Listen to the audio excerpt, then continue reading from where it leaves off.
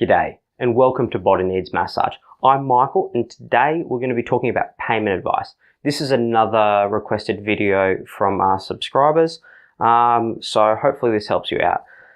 So the first topic we're going to talk about is what sort of payment methods you should accept. For individual everyday clients, I would accept cash or EFTPOS only.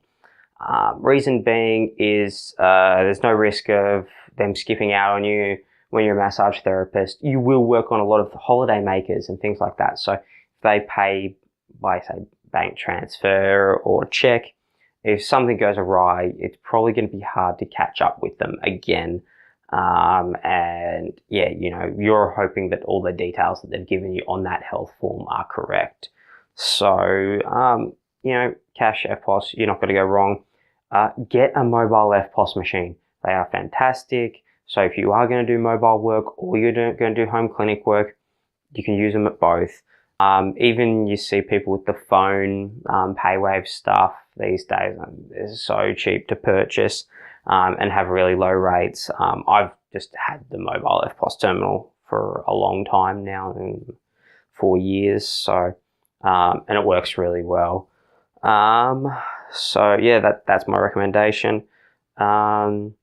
And for corporate clients, now corporate clients are generally very rarely going to want to pay cash or EFTPOS. They're always, almost always going to want to pay with invoice or a check. Generally invoice. So this is pretty standard.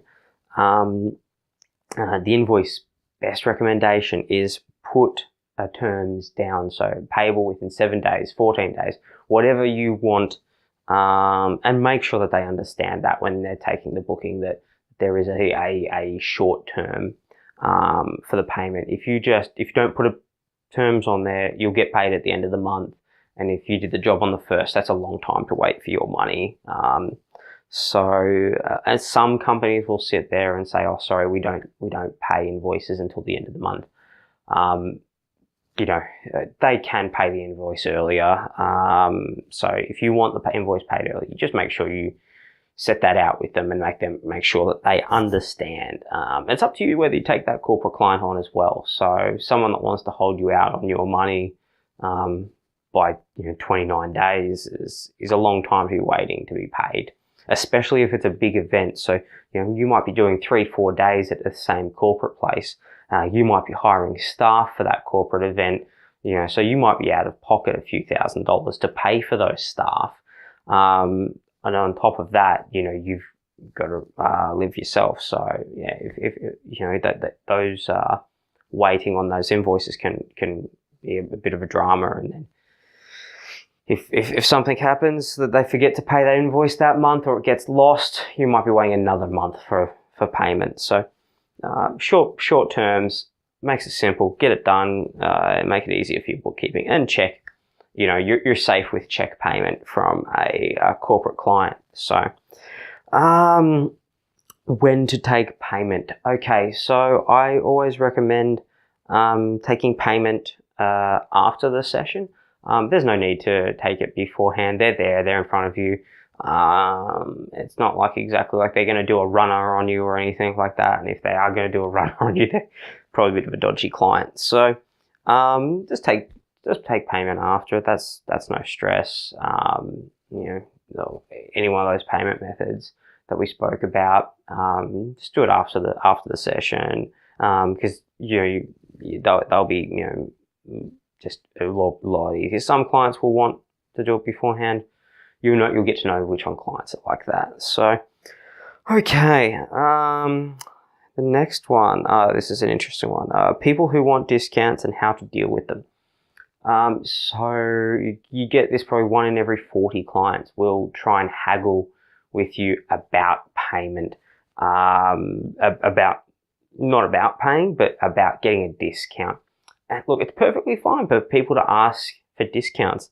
And remember, it's perfectly fine for you to say no, that you don't do discounts. I'm not a fan of doing discounts. The only time I ever do discounts is if someone's willing to pay for a large block of massages up front and in advance. And at that, it's a very small discount anyway. But at least I know I've been paid. They have to get those sessions. You'll get heaps of people that will ask, if I get a booking every Monday night, will you give us a discount? And say, yes, you can. If you're willing to pay 10 sessions up front, I'll give you a discount. But you'll find people that will, and people love to do this, they'll say, oh, I'll book a weekly session. How much you give me off? Well, I'll give you the discount after you've booked your second session if you really want to do it. Don't give it to them on the first session. You'll find they'll be a one-off booking, and they've got their discount. Or they'll ask, if there's two of us, will you give a discount session? And you know, that's a benefit to you. Take that as your benefit. I'm not a fan of discounting massages. That's your price. You know, you don't go into Coles or Woolworths and say, oh, you know, the trolley, you know, the register says, you know, $122. Oh, I'd rather just pay a flat $100.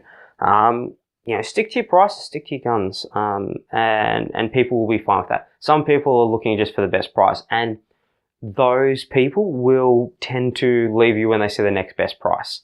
So don't stress about chasing those types of people. Unless you're looking for the discount market, then that's fine, but you don't want to compete with price. We've talked about this in another video. Don't try and price compete. Just because someone says, oh, this massage therapist I saw does sessions for $40. Well, go to them. There's a reason why you called me and not them, is because that $40, it's worth $40. My price is at $80. That's, you know, that's what I'm worth. So stick to your guns. You'll be fine. And yeah, no dramas at all, but yeah, no real need to do discounts. Okay, then the next heading is, people that refuse, payment, what to do. Don't get stressed about this. If someone wants to refuse payment, you've done the service. If you get a situation like this, just, you know, this is what things like lawyers are for. You know, get in contact with a lawyer, or, you know, just bill them if they refuse to pay that bill. Speak to a lawyer, speak to someone that's handled this sort of stuff. But yeah, there's no point arguing with them. They're refusing payment. They were going to, I tend to find, well, I've never had it before, but if someone's going to refuse payment after the session and wait till they've gone through their whole massage first, they were never intending on paying anyway. If someone was to jump up after, you know, 2-3 minutes of your massage and say, oh, no, this is junk. I guess that's a little bit of a different story. I've never had that sort of situation before. But yeah, those types of people, you know, that refuse payment, you know, just move along, and, you know, you can always use a lawyer to chase payment. The lawyer angle is probably not worth it in the end, because, you know, it might be $70, $80, $90, $100 session. But yeah, just, you know, see what you can do. The other thing I want to tell you guys a bit, you know, as far as people that refuse to payment, you're going to get people, scams and things like that. There's a scam that's running around at the moment, which is about 10 people flying in from a mine site, but you've got to pay their driver, but they're going to give you the money.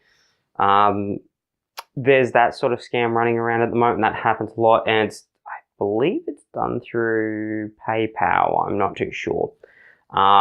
Just be aware. Just be careful of these sorts of scams. Once I had, also with your EFTPOS, I once had a whole family of 6 people come to pay with the EFTPOS terminal, and they all put their cards in and none of the transactions were going through, and they were saying, oh, it must be something wrong with your machine. Because, as you know, with your EFTPOS terminal, it won't tell you if they don't have money in their account, or they're using an incorrect PIN, or they're selecting the wrong account. It'll just come up with an error code. So Best thing I can recommend is carry your wallet on you, or carry a bank card or anything like that. And so this is what happened to me. They mucked around, and they said they had 6 people all try transactions, and they said, well, it must be something wrong with your terminal. And look, things go wrong with my terminal, they do. And I tried my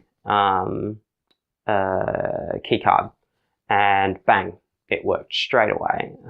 Then all of a sudden, theirs did work. These were holiday makers, so I couldn't chase them down. If I was hoping that the details that they'd given me on their health form were correct. If I had to chase payment up, they said they do bank transfer.